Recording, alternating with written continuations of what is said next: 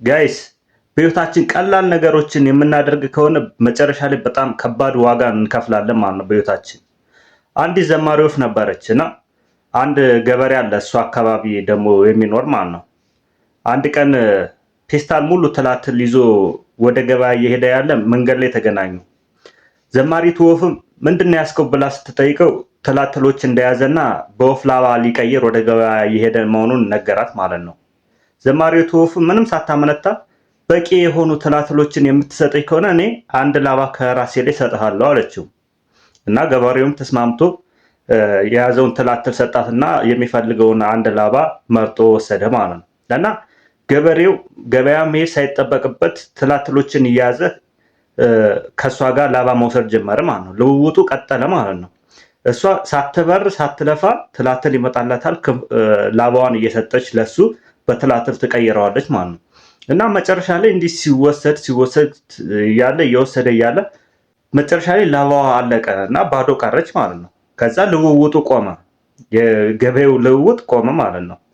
ከዛ በኋላ ያ ውበቷ ረግፎ ያቺ እንደፈለገች የምትበረዋ ወፍ መብረር ብቻ ሳይሆን ውበቷ ሁሉ ረግፎ መብረር ሳትችል ቀርቶ ምናምን አስቀያሚ ወፍ ሆነች ማለት ነው። ከዛ በኋላ በራም ሞተች።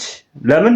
ላባዋ እንዳለ ቀላል ነገር ስላገኘች እሱ ያመጣላታል። ላባዋን እየወሰደ ስለነበረ መጨረሻ ላይ ላባዋ ስላለቀ ክንፏ መብረር ስለማትችል መጨረሻ ላይ በአስቀያሚ ራብ ተሰቃይታ ሞተች።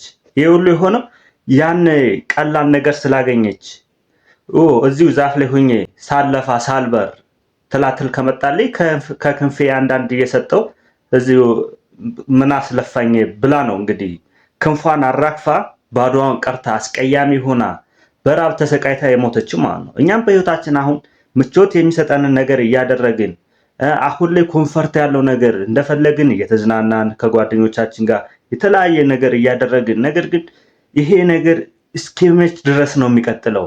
ይሄ ነገር ወደፊታችንን እንዴት ነው ያስተካክለዋል ወይስ እንዴት የዋሰ ወደ መቀመቅ ነው እየከተተን ያለውን የሚለውን በደንብ ማስተዋል ያስፈልጋል ጋይስ። የምር በጣም ከባድ ነገር ነው። አሁን የምናደርጋቸው ጥቃቅን ነገሮች ነው ተጠራቅሞ ነገር ህይወታችንን ወይ ጥሩ ደረጃ ወይም የበለጠ አስቀያሚ ደረጃ ላይ የሚያደርሱት ማለት ነው።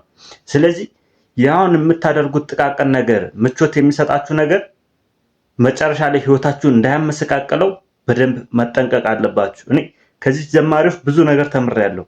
አንዳንድ የሚመጣልን ነገር ኮንፈርት ያለው ነገር ለጊዜው የምንበላው የምንጠጣው ነገር ብዙ የማያደክም ነገር ሁሉ ለኛ ጥሩ ቢመስለንም ለጊዜው ነገር ግን የወደፊት ህይወታችንን ነው እየወሰደው ያለውና አንዳንዴ ከባድ ነገር ሰርቶ ወደፊትን ማስተካከል ይቻላል። አሁን ላይ ቀላል ነገር አድርጎ ወደፊታችንን ከምናበላሽ ከባድ ነገር አድርገን መስዋዕትነት ከፍለን ነጋችንን እናስተካከል። ቢያንስ ነገን የተሻለ እናድርገው የኔ መልእክት ነው። ከተመቻችሁ ቪዲዮውን ሰብስክራይብ፣ ላይክ አድርጉትኝ። ይመቻችሁ። ቻው።